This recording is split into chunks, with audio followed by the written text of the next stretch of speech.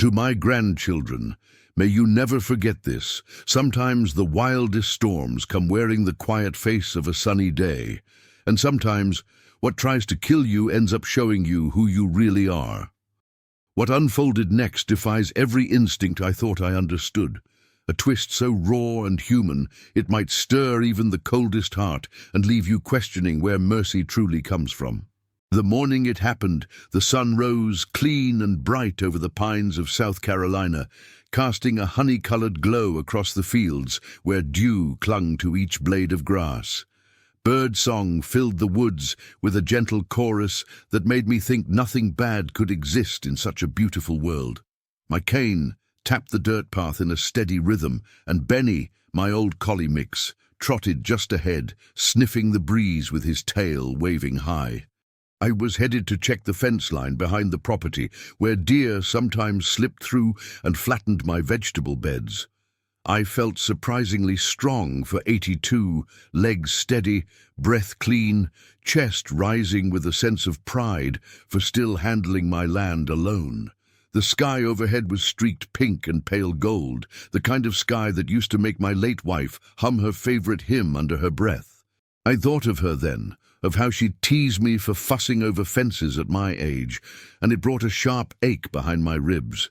Pine needles crunched beneath my boots like dry paper, each step echoing louder than seemed normal in the soft morning hush. Benny paused, sniffing intently at the ground, and gave a low rumble deep in his chest that vibrated against my ankle. For a moment I felt a chill pass over me, like some invisible shadow had slid between the sun and my skin. At first I waved it off, thinking Benny was spooked by a rabbit or a rustle in the underbrush, because such things were common here. But the way his ears flattened and his tail stiffened made me pause, suddenly aware of how quiet the forest had become around us. Not a single bird sang now. The silence lay so heavy it felt as though the air itself had stopped breathing. A sharp, wild scent drifted past me, musky and sour, reminding me of old barns and something metallic all at once. I turned my head quickly, scanning the pine trunks, each one looking darker and closer than they had a moment before. Benny whined, pushing closer to my leg, his body trembling as though straining to bolt, but too loyal to leave my side. My grip tightened around my cane until my knuckles hurt, and I realized my own breath had become shallow and rapid.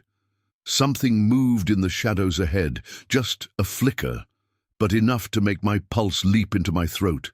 I whispered Benny's name like a prayer, trying to convince myself it was only a deer slipping through the brush.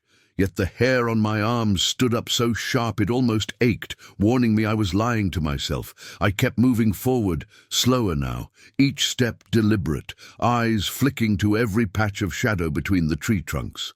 Benny stayed close, his claws clicking over roots, ears perked for any sound, as though he sensed something I could not see. The sun slipped behind a thin cloud, dimming the clearing in an instant, and the breeze fell away until the air felt suffocating. I told myself I was being foolish, letting nerves get the better of me, because I'd lived around wild animals my entire life. Deer, foxes, even a black bear once. None had ever come close enough to do harm if I kept my wits. But an unease settled in my chest like a stone, making each breath feel too tight, my pulse hammering at my temples. Benny kept sniffing low to the ground, zigzagging as though following an invisible thread through the pine needles. The forest seemed to lean inward around us, each branch creaking like old floorboards beneath hidden weight. I caught myself glancing over my shoulder again and again, half expecting someone, or something, to be standing there. But each time there was nothing but trees and silence, and Benny's rapid panting filled the empty space between my thoughts. Then in a patch of sandy soil beside the fence, I spotted tracks that stopped me cold, as if my boots had sunk into cement. At first glance, they were small, neat ovals pressed into the earth, each with 4 sharp toes like tiny spear points, too big for a house cat, but too small for a cougar, and spaced in a cautious, stalking pattern rather than a casual wander. I crouched painfully, joints crackling like dry twigs, and brushed pine needles aside to study the shape better. The pad marks were crisp and fresh, their edges still moist with dew that hadn't burned off in the rising heat. Benny leaned so close that his breath warmed my ear, a steady puffing that seemed oddly loud in the tense silence. A chill crawled along my spine as I remembered old stories about bobcats venturing near homes in search of easy prey. My fingers trembled as I reached out to touch the print, feeling the cool dampness of the soil press into my skin. The forest seemed to hold its breath around me, every pine bough frozen in place as if waiting for me to decide what came next. I rose slowly, gripping my cane like a weapon, and stared into the trees where the shadows seemed to ripple and breathe. That was when I saw a pair of eyes glinting low among the ferns, pale green and fixed on me with a stillness that felt almost human. The shape crouched low, fur blending perfectly with the brown and grey of pine bark, making it nearly invisible except for the flicker of movement. Muscles bunched and shifted under its spotted coat, shoulders rolling like liquid as it inched forward on silent paws. Its ears were flattened, mouth slightly open to reveal sharp white teeth, stained pink at the edges, as though it had fed recently. A low, vibrating growl began to rise, so deep it seemed to hum in my ribcage, filling me with a dread so intense I nearly dropped my cane. Benny barked then, a sharp crack of sound that shattered the silence, but it only made the animal's eyes flare brighter in the shadows. My throat went dry, heart thudding so loud I could hear it over the rustling of leaves as the creature crept closer. I felt frozen in place, mind screaming at me to run, but my legs refusing to obey, rooted by both terror and disbelief. The bobcat's whiskers twitched as it sniffed the air, as if deciding whether I was prey or threat, and the distance between us seemed to vanish. And in that suspended second, I knew that my morning had just transformed into a fight for my life. The bobcat sprang so fast it felt like the air tore apart between us, a streak of fur and claws exploding out of the undergrowth. Its snarl was a ripping sound that seemed too big for such a small creature, echoing through the trees like thunder in a hollow room. I barely managed to swing my cane up, striking its shoulder mid-leap, but the blow only deflected it sideways instead of stopping it outright. Pain burst like fire across my forearm as its claws raked me, 4 blazing lines that instantly turned my sleeve wet and red. Benny lunged, barking so ferociously it made my chest seize with hope, and his teeth snapped at the bobcat's flank with a savage growl. But the bobcat twisted, impossibly quick, slashing at Benny's muzzle and driving him backward into the pine needles with a yelp of pain. My cane slipped from my bloody fingers as I staggered, trying to keep the animal in sight, while dizziness made the world tilt around me. I felt the warm gush of blood streaming between my fingers, dripping onto pine needles that soaked it up like thirsty paper. The bobcat crouched low again, shoulders rippling, its lips peeled back over fangs as it hissed in a wet, snarling rhythm. The taste of iron rose thick in my mouth as my breath came in harsh gasps, every sense screaming that I was prey. It lunged a second time, striking so low I almost tripped as I tried to dodge, feeling the whoosh of air across my shins. Its claws caught the cuff of my pants and yanked, dragging me off balance until I fell sideways onto the forest floor with a bone-jarring thud. Pine needles stabbed my cheek while grit filled my teeth, and my ears rang as though a gun had gone off inches from my skull. The bobcat landed on my chest, so light for an animal, yet crushing me with the force of pure muscle and fury, its weight pressing into my ribs. Its eyes bored into mine from inches away, wide and unblinking, the pupils stretched into vertical slits like polished obsidian. I smelled its hot, sour breath, thick with the stink of old meat, and felt a strand of its drool drop onto my lower lip.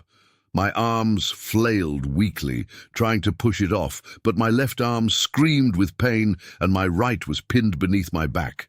Benny charged back into the fight, his teeth clamping onto the bobcat's hind leg, growling so fiercely it shook the fur along his spine. The bobcat shrieked, a sound like metal tearing, and twisted violently, claws flashing as it raked Benny across the snout.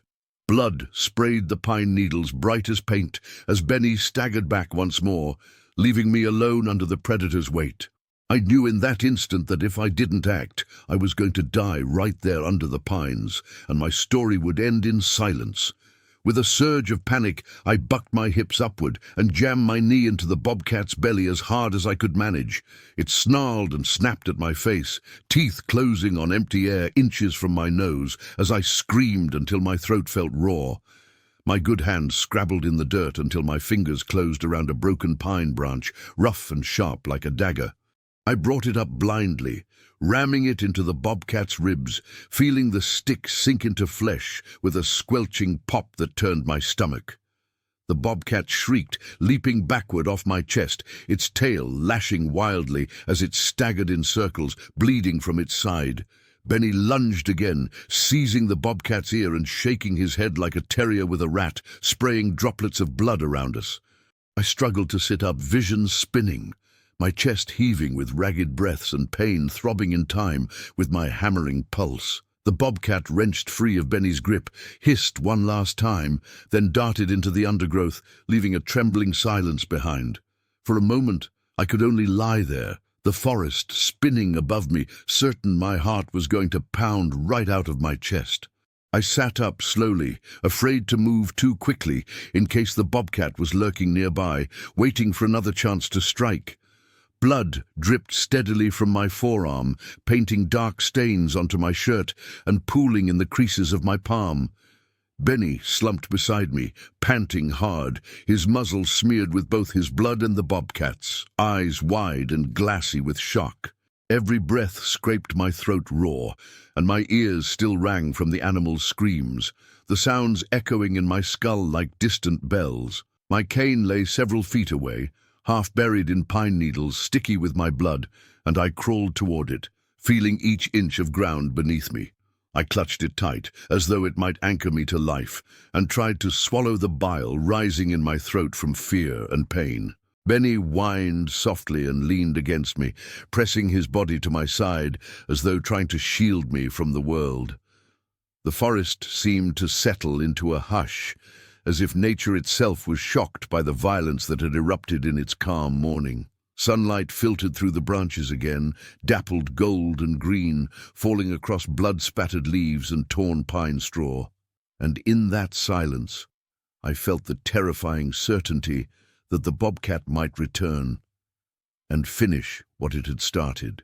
I staggered to my feet, gripping Benny's fur for balance, my legs quivering as though every bone inside me had turned to glass. Blood oozed from my wounds in warm rivers, running down to drip off my fingertips and soaking into the soil beneath my boots. I kept scanning the tree line, half expecting those green eyes to flash again from the shadows, full of cold, predatory hunger. Benny kept close, one side of his face matted with red, flinching at every sound, his eyes darting as though ghosts moved in the trees. My mind felt split between two worlds. Part of me wanted to run screaming for home, and the other refused to leave the forest unguarded. The wind picked up then, carrying away the sharp scent of blood and bringing back the scent of warm pine and sunlit earth. I limped toward the fence line, desperate to put distance between me and the place where the attack had exploded out of nowhere. But every rustle in the underbrush made my heart lurch, and every crack of a twig felt like claws brushing against my skin again. My breath came in shallow gasps as Benny and I stumbled onward, bound together by shock and the need to survive. And behind us, the forest closed in, silent once more, as though it had swallowed the violence and hidden it from the world. I don't remember the walk back home clearly, only that it felt endless, each step dragging me through waves of pain and dizziness until the world tilted sideways. Benny stayed glued to my hip, limping and bleeding, his eyes never leaving the shadows as though he expected the bobcat to come charging out again. By the time I stumbled through my door, blood soaked my shirt and pooled on the floorboards, and my hands shook so hard I could barely work the phone. I remember dialing 911 with fingers slippery and red, my voice thin and distant as I tried to explain what had happened out there in the pines. Sirens came fast, but it felt like a lifetime, and I sat on the kitchen floor beside Benny, pressing a rag to my arm while he rested his head on my knee. Paramedics arrived, faces tight and pale as they took one look at my wounds and hustled me onto a stretcher, my boots leaving streaks of blood on the porch. Inside the ambulance, I stared at the ceiling lights flashing overhead, counting each pulse of brightness to keep from passing out entirely. Every bump in the road jolted pain through my arm, sending hot sparks shooting up to my shoulder and making my stomach churn with nausea. Benny rode in the back seat of the deputy's cruiser behind us, his eyes huge and bewildered through the glass, flecks of dried blood speckling his white fur. Even then, I kept glancing at the trees as we sped by, half sure I'd see green eyes glowing in the underbrush, stalking me all the way to town. The hospital lights were cold and sharp, buzzing overhead like insects as doctors hovered around me, slicing away my bloody sleeve and cleaning my wounds. The antiseptic burned so bad I saw stars, and my body shivered uncontrollably on the table, each touch of gauze a fresh explosion of pain. They stitched my arm in 12 places, tiny black threads pulling my skin together like fabric, while nurses murmured words I barely heard over my own gasps. I remember gripping the side rail so hard my fingers went numb, feeling blood stick my palm to the metal and wondering how much worse it could have been. I heard words like infection risk, nerve damage, and animal control, and each one felt like a punch, hammering home that this wasn't just a bad dream. A deputy came in to take my statement, asking me to describe the animal's size, color, and behavior as though I'd been attacked by a suspect with a weapon. I tried to answer, but my voice kept catching in my throat, my mind replaying the bobcat's hiss and the burning agony of its claws over and over. Even after they bandaged me up, the blood seemed impossible to wash away, leaving rusty stains under my fingernails no matter how hard I scrubbed. They wanted to keep me overnight, but I refused, desperate to get back home to Benny and the land that suddenly felt as dangerous as it was familiar. I signed myself out against medical advice, wincing at the pain in my arm as I shuffled down the hallway, my clothes stiff with dried blood. Sleep became impossible after that night, as though my body had forgotten how to rest, always braced for an attack I couldn't see coming. Every time I closed my eyes, I felt the bobcat's weight on my chest, smelled its rancid breath, and saw those pale green eyes burning into mine. I'd jerk awake covered in sweat, my arm throbbing like an engine, heart hammering so hard it made my ribs ache as though they'd crack open. In the quiet hours before dawn, I'd sit at the kitchen table, staring at the darkness beyond the windows, convinced I saw movement in the trees. Sometimes Benny would start growling at nothing, his hackles lifting, his gaze fixed on the shadows, as though the bobcat was still there. I stopped walking the fence line alone, and even in daylight, I found myself scanning the underbrush for a glimpse of spotted fur. A neighbor dropped off traps, insisting we try to catch the animal, but I couldn't bring myself to set them, part of me haunted by those eyes. I kept hearing the deputy's words. It's rare for them to attack humans unless they're sick or starving, and it chilled me deeper than any winter wind. Late one night I woke certain I'd heard claws scraping on the siding, a soft thump like something landing on the porch roof before silence fell again. And in that silence I asked myself why the bobcat hadn't killed me outright, and whether it might yet finish what it started. Days turned to weeks, and though my wounds began to heal, the world felt different, edged in suspicion, and a sharp sense of fragility I'd never known before.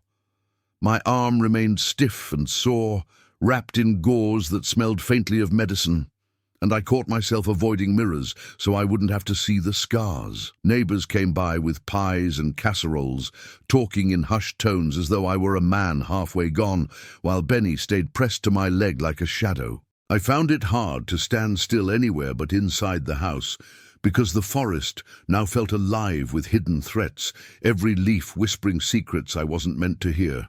Birdsong, once a comfort, became a reminder of how abruptly peace could be shattered, how easily nature could turn from gentle to lethal.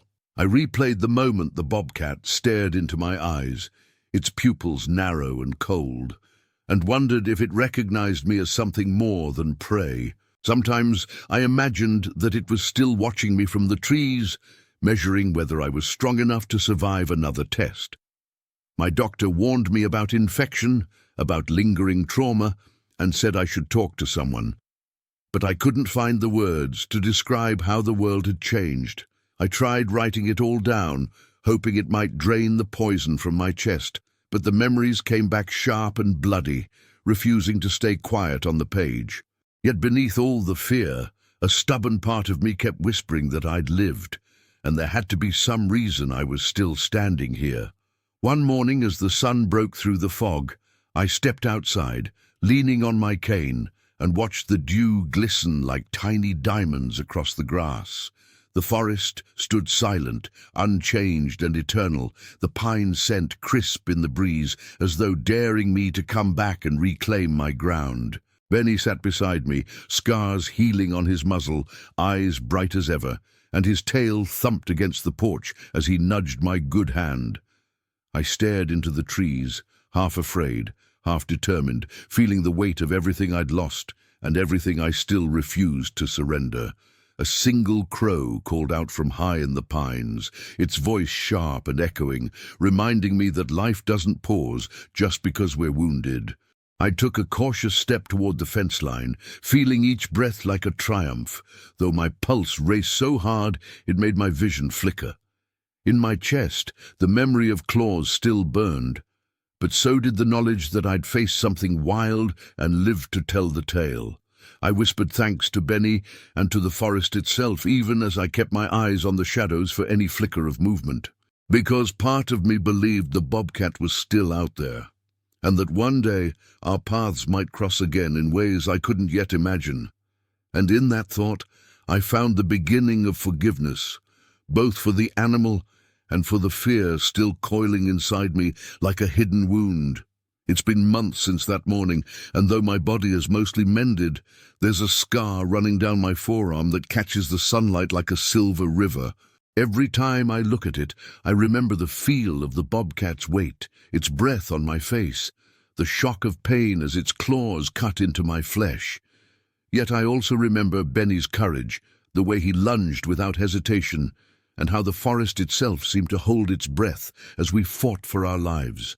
People still ask me why I keep living out here, why I haven't moved into town where walls and lights feel safer than shadows and trees. But the truth is, I can't abandon this place because it's as much a part of me as the blood in my veins, even if it tried to kill me once.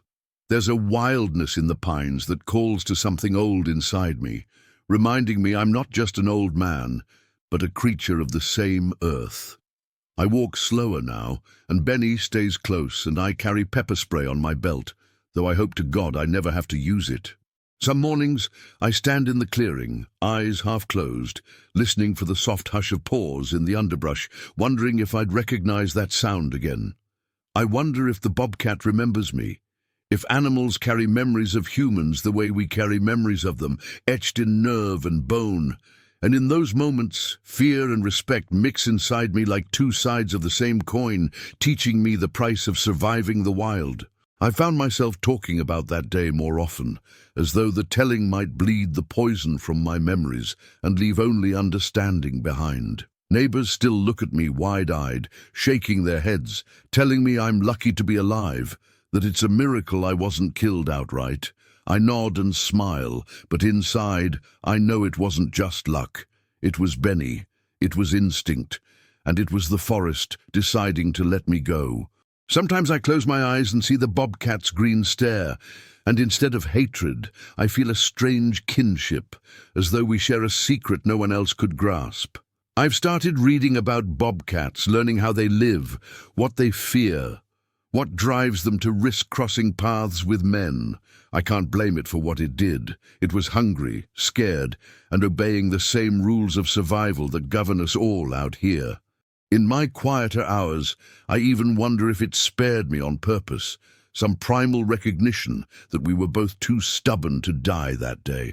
I've stopped dreaming about the attack quite so often, though certain sounds, a crack of twigs, a rustle in the leaves, still make my heart seize.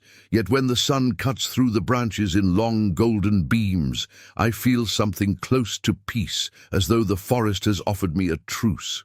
And in that truce, I found the fragile beginnings of forgiveness, not only for the bobcat, but for myself for being afraid. Last week, I decided to do something I never thought I would.